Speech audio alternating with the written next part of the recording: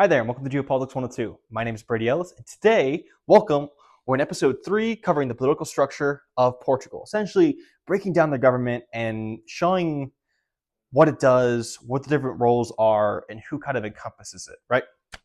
So again, my name is Brady Ellis. I've been studying geopolitics for the last 6 years, 5 of which were in college. And my plan of action today, how we're going to do this, is we're going to cover the parliamentary republic, kind of what that is, what their parliament structure is, or how their government is structured. For example, how it I'm going to keep on equating things or showing similarities between them and the American government structure, which is what I was born and raised on because I'm an American. And then we're going to cover the different political parties in Portugal because there are more than one and there's more than two. And then we're going to wrap up. It's a really simple day today. So hope you enjoy and strap in. Hi there, and we'll jump right into the parliamentary system. What is that? I'm an American. We don't have kings. We don't have parliaments. We have republics. I just lost my pen. So let's break it down. So the parliamentary system, it has a president, it has a prime minister, as a president, it has a prime minister. It also has election seats. So I want you to think there's a president, there's a prime minister, and then there's a House of Representatives for Portugal. That's what I kind of want you to picture, right? There's 3 branches, if you're not counting the judicial, right? Okay, so the president is the head of state, just like ours. It has a 5-year term, and it can shut down the government. So, for example, without any political commentary, best I can. So, imagine if the American president had a 5-year term instead of 4. They can be voted to shut down the government. So, for example, if Parliament, because it's a parliamentary system, if Parliament isn't doing what they ask, they can say, hey, you know what, you guys are terrible. I don't agree with you at all. You guys are sideswiping me every chance you get. I'm done with you.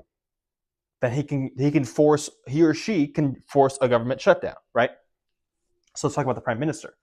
So the prime minister is the elected head of parliament. So the parliament, the 230 seats of people who are elected every 4 years, they elect the prime minister to kind of speak for them, right? Being said, not necessarily. So the prime minister's main duties is to kind of run the country day to day. So for example, I want you to think, while the president might be the head of state, he's really more, it really has more of a role of a foreign figurehead, right? He relays what the prime minister tells him what the country is standing for and what the country is going to support, and he relays that to the world leaders. Excuse me, he's the face or a major face of the country. Well, the prime minister is kind of sort of has it's a terrible, gross generalization. He's kind of in the background. He's kind of like the vice president of the United States. He's actually running the country. He's just not getting any of the credit for it, right? He's running the day-to-day. He's talking with the representatives up top. He's talking with the power companies. He's talking with the labor unions. He's talking with all the people. He's glad-handing. He or she is actually connecting and actually running all the things day to day. They're just not getting into the major credit for it. And then let's talk about the system itself. So the system itself is 230 elected seats every 4 years. So for example, in America, we have midterms for the House of Representatives with like 400 and something seats. A certain amount of those seats get reelected. Now in Portugal's system, for example, in California, if the Democrats win California in the votes, then all of California's essentially votes in the Electoral College go to the president. Portugal has a different system. Let's say California is 60%. Let's say a region of Portugal is 60% one political party and 40% of another. Then 60% of the votes from that county or region go to one political party and 40% go to the other. It's not necessarily a winner-take-all system, kind of like in America. Okay, let's talk about the craziness. The craziness is that Portugal has 5 different major political parties. So in America, for example, we have 2. We have red or blue. And either party, essentially, if they want to get anything done, they have to get a majority vote in the House of Representatives, a majority in the Senate. They have to have their person in power, whether it's red or blue president. And they typically, but not always, have to get the popular vote of America on election day, right? Typically, it doesn't have to. It helps, though. Portugal, instead of having two political parties and either one has to get just over 50%, they have a mix. They have 5. So that means, like Germany's system, none of these individual political parties are going to get over 50% majority. But what they can do and what they have to do is they have to form these alliances. So the Socialist Party might have to form an alliance with the left bloc and the Communists and the Social Democrats if they want to get anything done.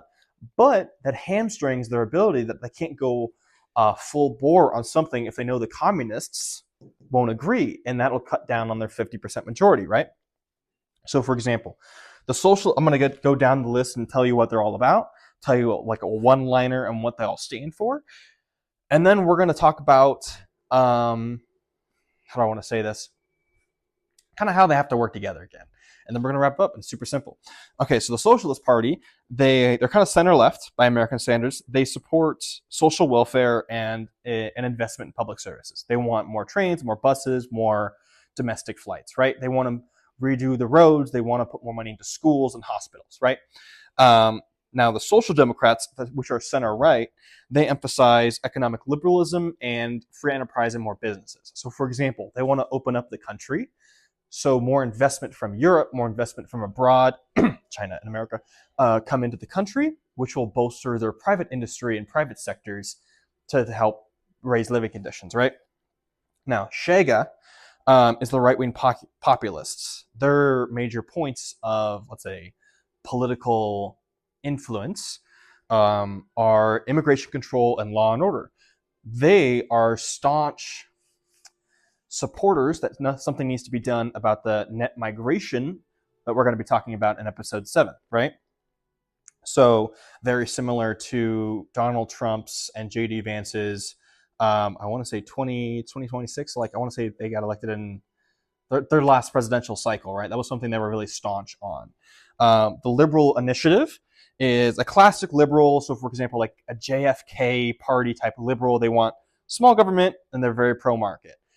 They want to drain the swamp and democracy of Portugal to try to get things done in the government faster, but they want to work with small business and the businesses in Portugal to try to work in lockstep with the private industry, right?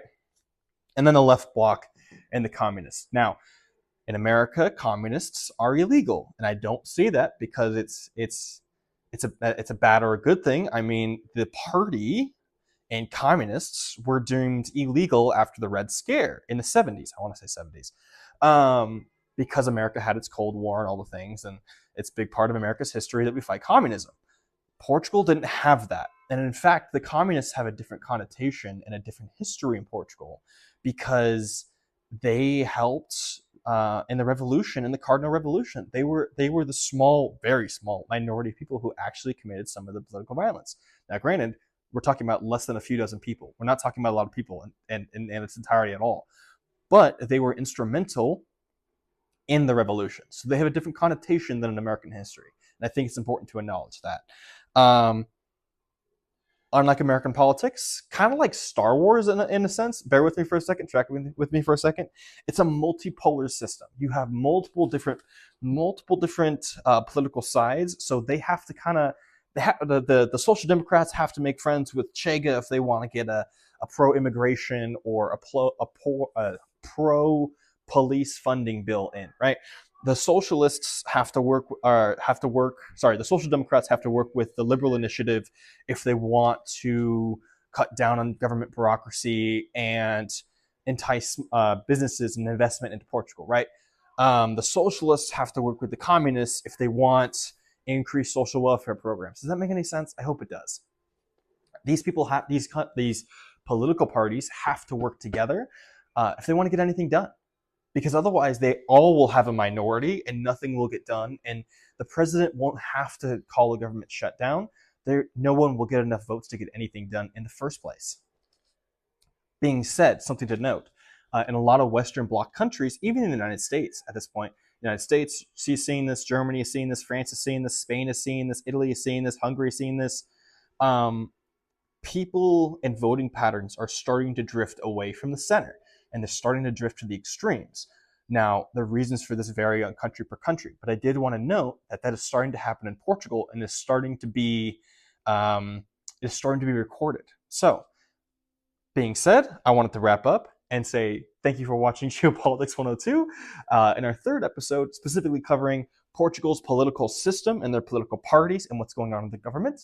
Thank you so much for watching. I hope you hit subscribe, turn on notifications so you don't miss any more Portuguese content and geopolitical content.